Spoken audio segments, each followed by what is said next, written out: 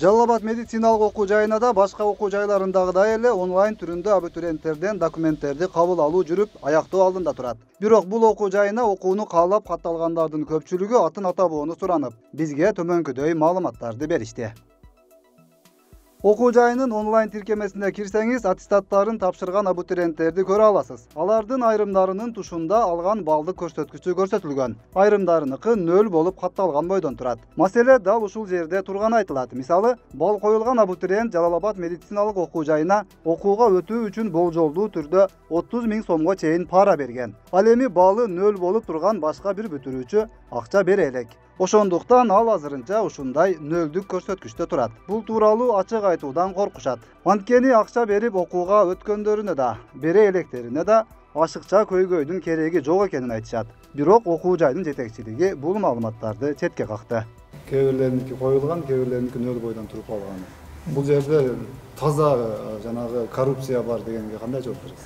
Бул жерде коррупциянын изи дагы болбойт, анткени тиги каттоосу онлайн түрүндө жүргүзүлүп атканда баардыгы балдар көрүнүп турат өзүчө.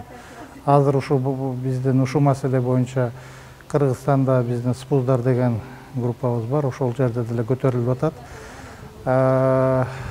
Биздин да жообубуз баардык эле колледжде бирдей. Бир адам балдарга киргизүү боюнча жооптуу болуш керек.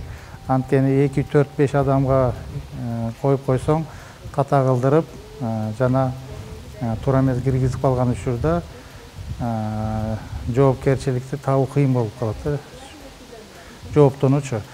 Ошондуктан азыр бир адам киргизип атканда кээ биркилерге успеть этпегенде ошол себеп болуп атат да. А так баардыгы эле онлайн түрүндө жүргүзүлүп көрүнүп турат да. Бир абитуриентти каттоого канча убакыт кетет ал жерде? Ал эми ал каттоосу абитуриенттин өзүнөн болот, өзү тиги интернеттин связынан болот. Интернет үзүлүп турса, же тиги телефон аркылуу киргизеби, же сканерди кылып туруп компьютер аркылуу киргизеби, убакыт мөөнөтү белгисиз азырчы. Биз так айта албайбыз. Канча мөөнөттө регистрация болуп бүтөрүн бизде андай цифра жок. Бирок өтө деле көп убакыт албайт да өзүчө. Эми ошо мисалы 1 ай болуп калган болсо, каттала башталган, 1 айдан бери ошо балдарды киргизишке убакыт болбойт, абы түнсөк болобу дейм. Жок, бул жерде баягы очередность болбойт да. Бир папкалар топтолуп туруп, анан баардыгы бир кетишет да өзүчө. Анан бул мөөнөтү раз 31-ине чейин деп коюлганбы, 31-ине чейин баардыгы коюлуп чыгат. Бу жерде эч кандай сөз болбойт бу жердечи. Буга чейин ошо жана балдары 8-9 бал коюлуп турат го. Ошо бал коюлуп тургандар 30 000 сомго чейин акча бергендер, анан балы коюлгандар акча бере электер дегенге кандай жооп бересиз? Андай сөздөр элдин арасында ким жаратса, ким тудурса, ошолорду укук органдарга эле сразу бере бериш керек деп мен ойлойт элем да.